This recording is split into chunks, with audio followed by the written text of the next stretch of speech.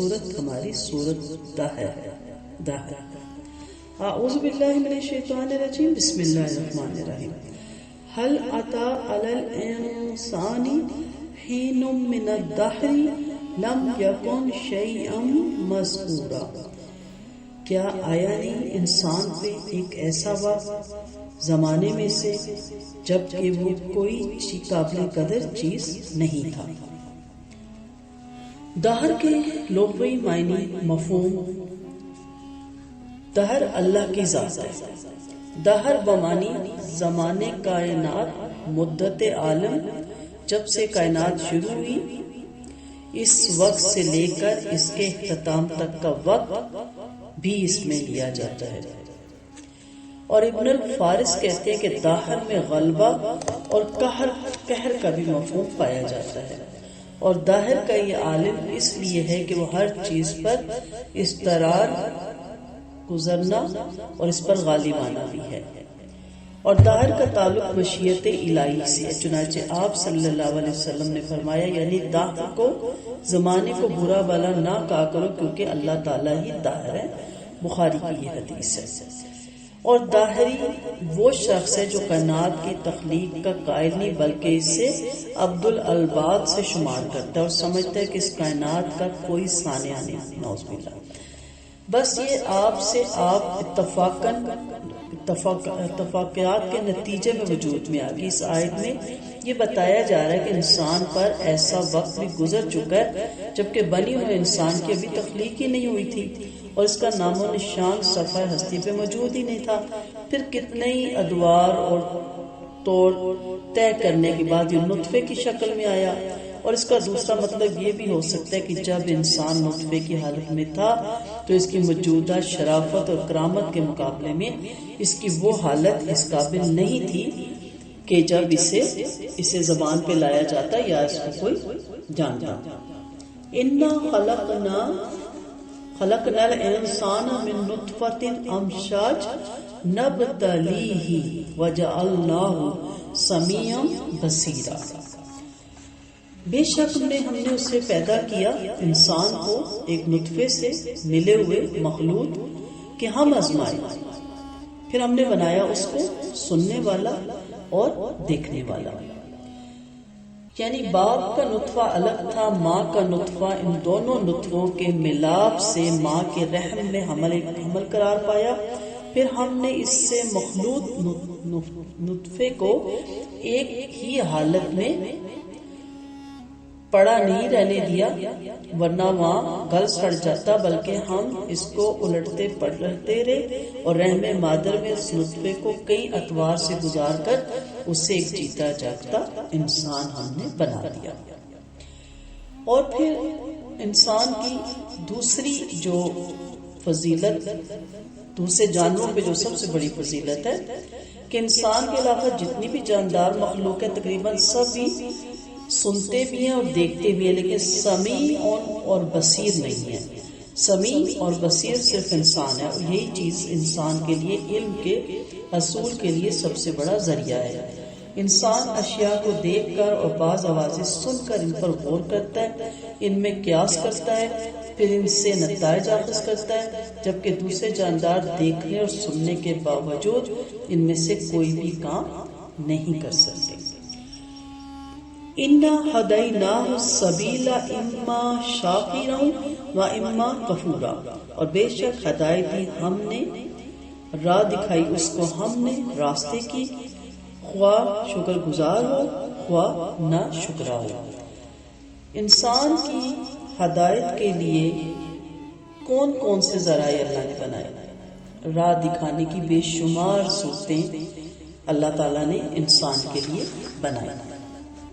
مثلا اللہ تعالیٰ نے انسان کو فطرت سلیمہ پہ پیدا کیا جس کا تقاضا یہ ہے کہ وہ اپنے خالق اور مالک کو پہچانے. اسی چیز کو اللہ تعالیٰ نے قرآن میں عہد اللہ سے بھی تعبیر کیا ہے، عہد اللہ سے.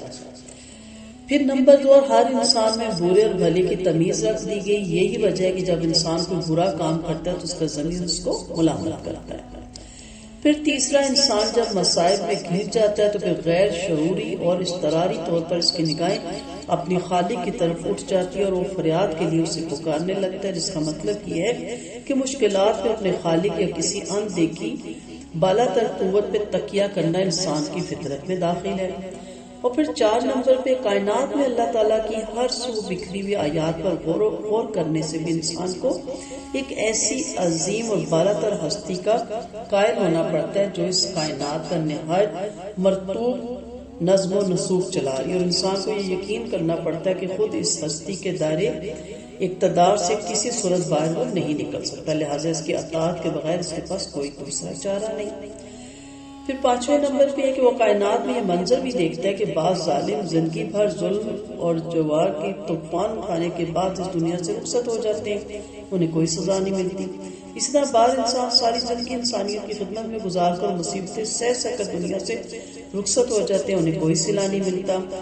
حالانکہ یہ نظام کائنات انتہائی عدل اور توازن اور تناسب پر قائم ہے، جس سے اس نتیجے پر پہنچتا ہے کہ انسان کو یقیناً ایک دوسری زندگی بھی مہیا کی جانی چاہیے جس میں عدل و انصاف کے تقاضے پورے کیے جا سکیں۔ اور پھر نمبر 6، ان تمام ذرائعوں سے بڑھ کر اللہ نے انسان کی ہدایت کا یہ تمام فرمایا کہ انبیاء اور کتابیں ہر دور میں بھیج کر انسانوں پر اتمام حجت کر دی۔ ان سب باتوں کے بعد انسان کو اس کے حال پر چھوڑ دیا گیا کہ اب وہ اپنے اختیار کا صحیح استعمال کر کے اس کا فرما بردار اور شکر گزار بندہ بننا چاہتا ہے، یا دنیا کی دلکشی میں مست ہو کر اللہ کو بھول جانا چاہتا ہے، یا اس کی سرکشی کی راہ اختیار کر کے نمک حرام بننا چاہتا ہے۔ تو اللہ نے کہا کہ تم پہ ڈیپینڈ کرتا ہے، خواہ شکر کرو چاہے نہ شکر کرو۔ اِنَّا أَعْتَدْنَا لِلْكَافِرِينَ سَلَاسِلًا وَأَغْلَالًا وَسَعِيرًا، ہم نے تیار کی ہوئی ہے کافروں کے لیے زنجیریں اور توق اور بھڑکتی ہوئی آگ۔ اب اختیار تو دے دیا، لیکن اختیار دینے کے بعد پھر یہ بھی بتا دیا کہ یہ دنیا دارالجزا ہے، نہ دارالعیش بلکہ دارالعمل ہے۔ اس دنیا میں انسان کی تخلیق کا ٹھیک مقصد یہ ہے کہ یہ دنیا اس کے لیے دارالامتحان ہے، جہاں اس کی یہ آزمائش مقصود ہے کہ وہ اچھے یا برے کیسے اعمال بجا لاتا ہے۔ یہ دنیا دارالجزا نہیں ہے کہ ہر ظالم کو یہاں فوراً سزا مل جائے یا نیک آدمی کو اس کی تنگی کا فوراً طور پر بدلہ مل جائے، نیک آدمی کو فوراً طور پر اس کی نیکی کا بدلہ مل جائے۔ یہ دارالعذاب بھی نہیں ہے، انہیں سزا کہاں ملے گی؟ آخرت میں۔ تو اس لیے اپنی منچاہی زندگی گزارنے کے بعد ہوگا کیا کہ پھر آخرت میں اچھوں کو اچھا برا صلہ ملے گا اور بروں کو برا ملے گا۔ امتحان کا وقت ہر انسان کی موت تک ہے، یا جو لوگ اس امتحان میں فیل ہو جائیں گے ان کی اخروی زندگی انتہائی تلخ ہوگی، اور یہ دنیا کی زندگی جس قدر آزادانہ اور عیش و آرام میں گزار کر مریں گے اس کی نسبت انہیں عذاب بھی دیے جائے گا، اور پابند زنجیر و سلاسل کر کے گلے میں توق ڈال کر انہیں جہنم میں پھینک دیا جائے گا۔ استغفر اللہ۔ ان الابرار یشربون، بے شک نیک لوگ پیئیں گے، من کأس کان مزاجھا کفورا، ایک ساغر ہے آمیزش اس کی کفور سے ہوگی، عین یشرب بہا عباد اللہ یفجرونہا تفجیرا، پیئیں گے اس سے اللہ کے بندے بہا لے جائیں گے اس کو بہا لے جانا۔ بڑی خوبصورت آیات ہے۔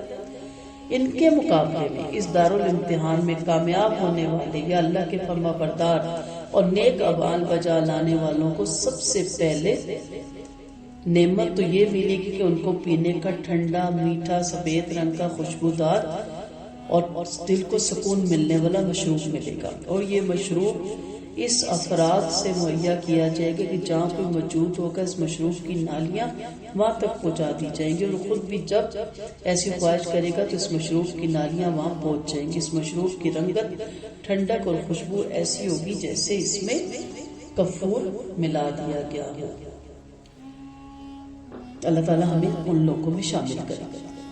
یوفون بالنذر ویخافون یوما کان شرہ مستطیرا، اور وہ پورا کرتے ہیں نظر کو، وہ ڈرتے ہیں ایک دن سے جس کا شر، جس کی آفت پھیل جانے والی ہے۔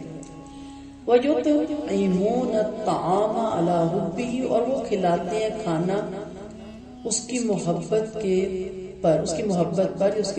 کے باوجود، مسکیناً مسکین کو، ویتیماً اور یتیم کو، واسیرا اور قیدی کو۔ ان کامیاب ہونے والے لوگوں کی صفات بیان کی جا رہی ہے۔ پہلی صرف یہ ہے کہ وہ اپنی نظریں پوری کرتے ہیں۔ نظر ایک ایسے عہد کو کہا جاتا ہے جو انسان خود اپنے اوپر واجب قرار دے لیتا ہے۔ اب ظاہر ہے کہ جو شخص اپنے واجب کردہ عہد کو پورا کرے گا، اس قدر اس کا خیال رکھے گا، تو وہ اللہ کے عہد کو پورا کرنے کا بھی خیال رکھے گا۔ تو اس میں سارے عہد آ جاتے ہیں جو بندے کے اللہ سے ہیں اور جو بندے کے بندے سے ہیں، اور اس میں عہد الست بھی آ جاتا ہے، اور ہر وہ نظر اور منت بھی آ جاتی ہے جو انسان خود سے وعدے کرتا ہے، خود سے مانتا ہے۔ تو سب سے پہلی چیز یہ کہ وہ عہدوں کو پورا کرتے ہیں، اور اس دن سے ڈرتے ہیں جس دن وہ چھا جائے گی، یعنی چاروں سو پھیلی ہوئی آفت کے لیے آتا ہے یہ لفظ مستطیر، پوری کی پوری فضا کو متاثر کرنے والی تکلیف اور مصیبت، جب سورج بالکل زمین کے قریب لے آیا جائے گا اور حرارت اور گھبراہٹ کے مارے لوگوں کا برا حال ہوگا۔ اس دن کے شر سے وہی لوگ محفوظ رہیں گے جو پہلے اس دن کے شر سے ڈر کر اللہ کے فرما بردار بن کر رہ رہے ہوں گے۔ اور اللہ حبی کی ضمیر، ایک اور لیکچر میں نے اس پہ تفصیلی سے بات کی تھی کہ اللہ کی محبت پر اس کو خرچ کرتے ہیں یا مال کی محبت پر، یعنی مال کی محبت بھی ایک فطرتی عمل ہے، اس کے باوجود اس مال کو مسکینوں یتیموں پہ خرچ کر دیتے ہیں۔ تو دونوں کی ضمیر، دونوں ترجمہ کیا جا سکتا ہے۔ اللہ کی محبت بھی، یعنی وہ ایسے کام جو اللہ کی محبت کی خاطر کرتے ہیں۔ اس میں پہلا دیکھیں، باقی تو آپ بارہا پڑھتے ہیں، لیکن یہاں جنگی قیدی ہیں کہ جنگی قیدیوں سے بہتر سلوک اگرچہ وہ کافر ہی کیوں نہ ہو۔ اسیر کا لفظ جنگی قیدی کے لیے مخصوص ہے، اور ظاہر یہ ہے کہ ایسے لوگ کافر ہی ہو سکتے ہیں، مسلمان نہیں ہو سکتے۔ ان کے کافر ہونے کے باوجود انہیں کھانا کھلانا اور ان سے حسن سلوک کرنا بڑا نیکی کا کام ہے۔ بدر کے قیدیوں کے متعلق رسول کریم صلی اللہ علیہ وسلم نے حکم دیا کہ جس شخص کے پاس کوئی قیدی ہے وہ اس سے اچھا سلوک کرے، چنانچہ صحابہ کرام رضی اللہ عنہ اس حکم کی تعمیل میں قیدیوں کو اپنے سے بہتر کھانا کھلاتے، اور مسلمان بھائیوں کا حق تو اس سے بھی زیادہ ہے۔ انما نطعمکم لوجہ اللہ لا نرید منکم جزاء ولا شکورا، بے شک ہم کھلاتے ہیں تم کو اللہ کی ذات کے لیے، اس کا چہرہ چاہنے کے لیے، ہم نہیں چاہتے کہ تم سے کوئی کسی قسم کا بدلہ ملے ہمیں، ولا شکورا اور نہ شکریہ۔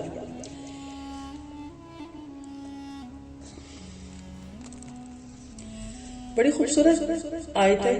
اسلام کی انتہائی اعلیٰ اور عرفہ تعلیمات میں سے ایک یہ حکم ہے، یعنی احسان کرنے والوں کو اسلام نے یہ تعلیم دی کہ وہ اس سے جس پر احسان کیا گیا کسی طرح کے معاوضہ، بدلہ، حتیٰ کہ شکریہ تک کی بھی توقع نہ رکھے، اور جس پر احسان کیا جائے اس کو یہ تعلیم دی کہ وہ احسان کرنے والے کا ضرور شکریہ ادا کرے، حتیٰ کہ نبی کریم صلی اللہ علیہ وسلم کا فرمان ہے جو شخص لوگوں کا شکریہ ادا نہیں کرتا وہ اللہ کا بھی شکریہ ادا نہیں کر سکتا، یا وہ اللہ کا شکر گزار نہیں ہو سکتا۔ حالانکہ حق اور عدل اور انصاف کا تقاضا یہ ہے کہ احسان کرنے والے کا شکریہ ادا کیا جائے۔ اب احسان کرنے والے کو یہ سبق دیا گیا کہ وہ احسان کے شکریہ تک کی بھی توقع نہ رکھے، اور جس پر احسان ہوا اسے یہ سبق دیا گیا کہ اول تو اس کا بدلہ ادا کرنے کی کوشش کرے، ورنہ شکریہ ضرور ادا کرے۔ اس طرح معاشرے میں ایسی فضا قائم کر دی گئی جس سے معاشرے کے محتاج اور اغنیاء کے درمیان محبت فروغ پاتی ہے۔ یعنی احسان کرنے والے نیکی کرنے اور شکریہ تک کی توقع نہ رکھنے کے باوجود اس بات سے ڈرتے رہتے ہیں۔ یہ اگلی آیت ہے، اِنَّا نَخَافُ مِن رَبِّنَا يَوْمًا عَبُوسًا قَمْطَرِيرًا، بے شک ہم ڈرتے ہیں اپنے رب سے اس دن سے منہ بنانے والا، تیوری چڑھانے والا، یعنی وہ اتنا سخت دن ہوگا کہ اس دن سے، یعنی احسان کرنے والے نیکی کرنے اور شکریہ تک کی توقع نہ رکھنے کے باوجود اس بات سے ڈرتے رہتے ہیں کہ ان کے عمل میں کوئی تقصیر باقی نہ رہ جائے اور اس دن ہم سے باز پرس نہ ہو جائے، جس کے نظارے سے ہی سب کے چہرے گھبرا جاتے ہیں اور ہیبت اور دہشت طاری ہو جاتی ہے۔ تو اس میں 10 آیتوں تک کافی ہے. انشاءاللہ اگلی کلاس میں اگلی 10 آیتیں کریں گے. تو جب بھی بلکہ ہمیشہ نیکی کریں، اللہ کی راہ میں جتنا کر سکتے ہیں کریں، لیکن اس کے بعد کسی سے احسان نہ جتلائیں، کسی کو دہرائے مت، اور اپنے رب سے اس کے صلے کی امید رکھیں، اپنے رب کی رضامندی کی امید رکھیں. اللہ تعالی ہماری تمام نیکیوں کو شرف قبولیت عطا فرمائے. آمین ثم آمین.